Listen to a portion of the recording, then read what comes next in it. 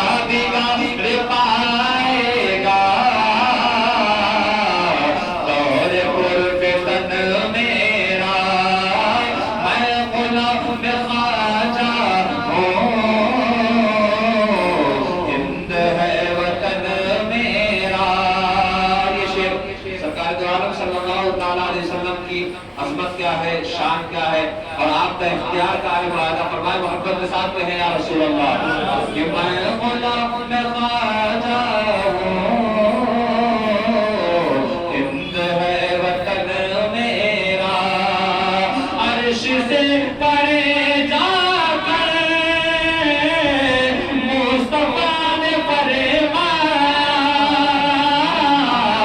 یہ زمین بھی میری ہے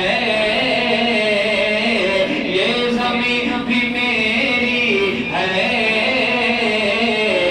اور یہ گگن میرا یہ زمین بھی میری ہے اور یہ گگن میرا زمین و زمان تمہارے لیے چنین و چنا تمہارے لیے مکین و مکہ تمہارے لیے بنے تو جہاں تمہارے لیے درم میں زبا تمہارے لیے بدن میں حجا تمہارے لیے ہمارے یہاں تمہارے لیے اتنے بھی وہاں تمہارے لیے جینا میں چمن چمن میں سمن سمن میں پبن میں دلہن سزائے مہن بے ایسے مہنن یہ امن و امان تمہارے لیے سبا وہ چلے کہ باغ پھلے کہ پھول کھلے کہ دن ہو بھلے سبا وہ چلے کہ باغ پھلے وہ پھول کھلے کہ دن ہو بھلے لیوا کے تلے سنا میں کھلے رضا کی زبان تمہارے لیے زمین بھی میری ہے اور یہ گگن میرا یہ زمین بھی میری ہے اور یہ گگن میرا سیدنا و شفیعنا مولانا محمد وعدد الجود والکرم منبع العلم والحلم والحکم وعلى آلہ واصحابہ وبارک وسلم صلاة و سلام علیکہ یا رسول اللہ صلی اللہ تعالی علیہ وسلم. حضرات گرامی، اللہ تبارک و تعالی نے انسانوں کو دنیا میں پیدا فرمایا اور مقصد یہ رکھا کہ انسان میری عبادت کرے گا. رہتی دنیا تک انسان اس دنیا میں رہیں گے، کچھ ایسے ہوں گے جو اپنے مقصد میں کامیاب ہوں گے اور کچھ ایسے رہ جائیں گے جو کبھی اپنے مقصد کو پا ہی نہیں سکیں گے. آج ترقی کا دور ہے لیکن قرآن فرما رہا ہے ان الانسان لفی خسر، انسان خسارے میں. آج لوگ چاند پر گھر بنانے کی بات کرتے ہیں، قرآن ارشاد فرما رہا ہے انسان خسارے میں ہے. آج ترقی یافتہ دور ہے لیکن قرآن ارشاد فرما رہا ہے انسان خسارے میں ہے. آج تعلیم یافتہ لوگ بیٹھے ہیں لیکن قرآن ارشاد فرما رہا ہے لوگ خسارے میں ہیں. ڈاکٹر بن گئے، قرآن کے فرمان کے مطابق خسارے میں ہیں. انجینئر بن گئے، قرآن کے فرمان کے مطابق خسارے میں ہیں. بڑے بڑے وکیل اور سفیر بن گئے لیکن قرآن کے فرمان کے مطابق انسان خسارے میں ہے. قرآن فرماتا ہے، رب قدیر قرآن پاک میں ارشاد فرماتا ہے والعصر، زمانے کی قسم، ان الانسان لفی خسر، بے شک تمام انسان خسارے میں.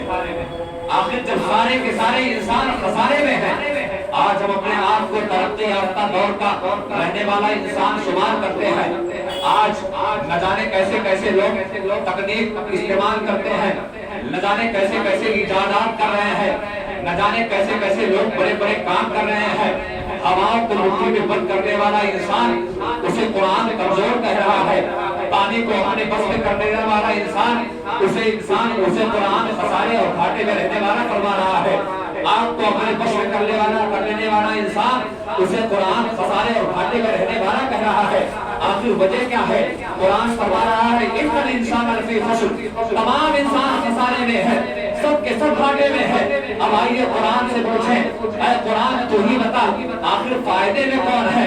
انجینئر خسارے میں ہے، ڈاکٹر خسارے میں ہے، جہاز بنانے والا خسارے میں ہے، دواؤں کے ایجاد کرنے والا خسارے میں ہے، سائنسدان خسارے میں ہے، دنیا کے ترقی یافتہ دور کے ممالک خسارے میں ہے، اس دنیا کے سارے لوگ خسارے میں ہیں. القرآن تو ہی بتا دے کہ آخر فائدے میں اب کون ہے، کامیاب کون ہے۔ تو قرآن اسی صورت میں ارشاد فرماتا ہے اِلَّا الَّذِينَ آمَنُوا وَعَمِلُوا الصَّالِحَاتِ، سب کے سب انسان خسارے میں ہے سوائے ان لوگوں نے جن لوگوں نے ایمان لایا اور نیک عمل کیے۔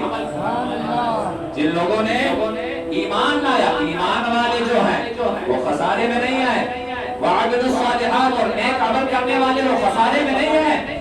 آج تم ڈاکٹر بن جاؤ، دنیا کے دولتور اور طاقتور بن جاؤ، لیکن اگر تمہارے پاس عمل نہیں ہے تو ہم تمہیں خسارے میں نہیں کہیں گے، بلکہ قرآن تمہیں اعلان کر رہا ہے کہ فلاں خسارے میں ہے، کیونکہ تمہارے پاس ایمان تو ہے لیکن عمل صالح نہیں ہے۔ ایمان کے ساتھ ساتھ عمل صالح کا ہونا ضروری ہے۔ اگرچہ ایمان کے مطابق ہم جنت میں تو چلے جائیں گے سرکار کی شفاعت کے مطابق، لیکن خدا کی قسم ہم اپنے اپنے کرتوتوں کی سرکت اور بھگت کر جائیں گے۔ یہ مت سوچ کے بیٹھنا کہ ہم ایمان والے ہیں تو ہمیں جنت یہی مل جائے گی، یہ مت سوچ کر بیٹھنا کہ ہم نے سرکار کا کلمہ پڑھا ہے تو ہم جو چاہے کر لیں، ہم گناہوں کی گٹھلی اپنے بدن پر لاد لیں۔ ہم ایمان والے ہیں، ہم نے سرکار کا کلمہ پڑھ لیا ہے تو ہم چاہے اپنے بھائی کا حق مار لیں، ہم نے سرکار کو اپنا مان لیا ہے تو اپنے پڑوسی پر ظلم کر لیں، ہم نے سرکار کو اپنا مان لیا ہے مسجدوں کو ویران کر دے، ہم نے سرکار کو اپنا مان لیا ہے مسلمانوں کی کوئی عادت ہمارے اندر نہ رہے۔ خدا کی قسم سرکار کو ماننے سے تو ہمیں جنت ضرور ملے گی، لیکن اگر آپ نے اپنے بھائی کو ستایا ہے تو اس کی سزا ضرور ملے گی۔ تم نے اگر کسی پر ناحق ظلم کیا ہے تو اس کی سزا ضرور ملے گی۔ نمازوں کو چھوڑا ہے، نمازوں کو چھوڑنے کے ساتھ ضرور ملے گی۔ قرآن کی تلاوت سے منہ برداری کیا ہے، اس کی سزا ضرور ملے گی۔ والدین کو اگر ستایا ہے تو اس کی سزا ضرور ملے گی، اور سزا بھی کیسی؟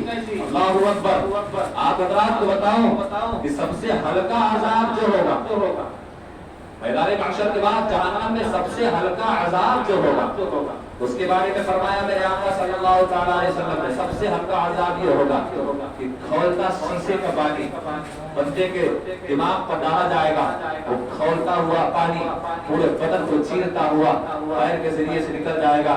اللہ اکبر۔ کون ہے جو عذاب خدا کی کام لا سکتا ہے؟ آج ہمارے نرم و نازک بدن ناخن کی ہلکی سی خراش لگ جائے تو ہماری چیخیں نکل جاتی ہیں۔ آج ہمارے جسم پر اگر کوئی ٹھوکر لگ جائے تو ہماری آہیں نکل جاتی ہیں۔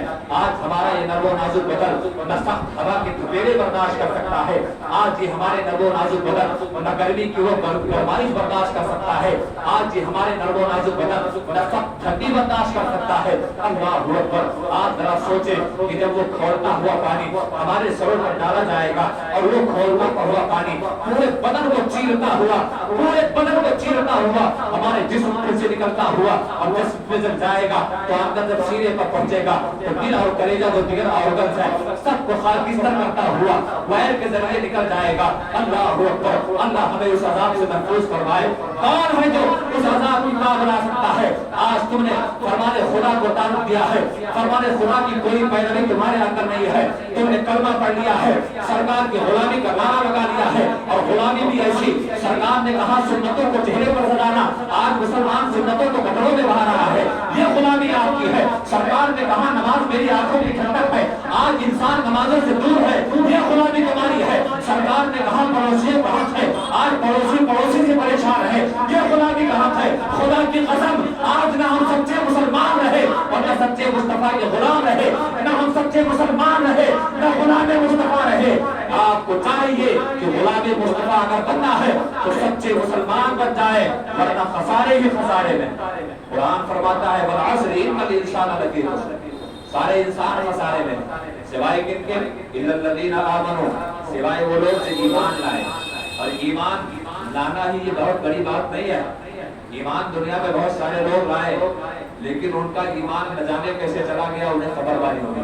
سرکار دو عالم صلی اللہ تعالی علیہ وسلم نے ارشاد فرمایا ایک دور ایسا آئے گا کہ لوگ صبح مسلمان کی حالت میں نہیں کریں گے تو شام کفر کی حالت میں کریں گے، کچھ ایسے ہوں گے جن کی شان تو مسلمان ہونے کی حالت میں ہوگی لیکن ان کی صبح کافر ہونے کی حالت میں ہوگی۔ اللہ اکبر۔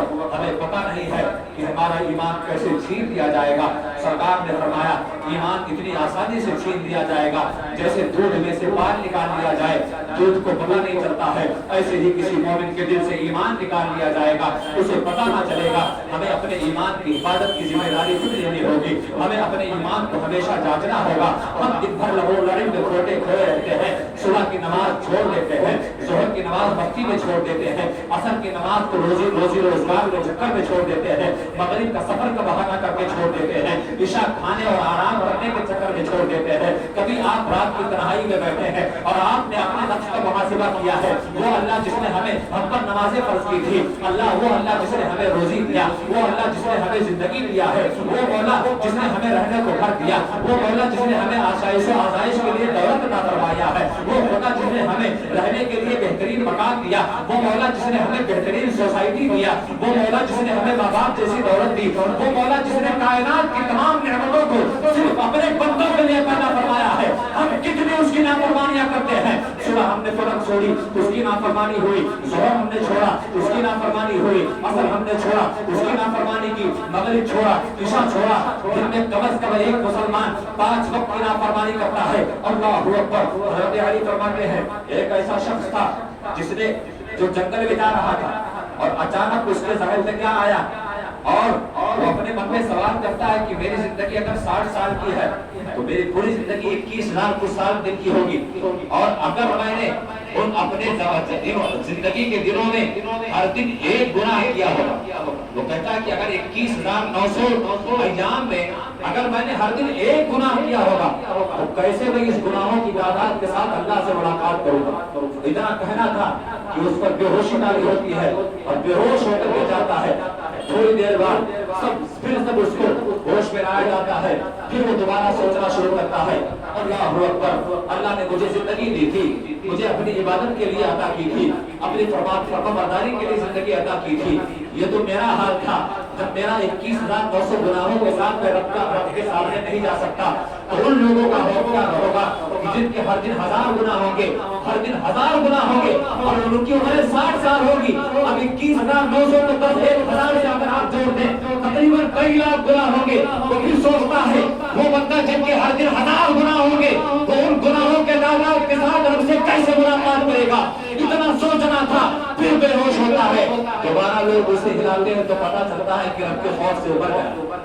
آج ہم دن بھر نہ جانے کتنی نافرمانیاں کرتے ہیں۔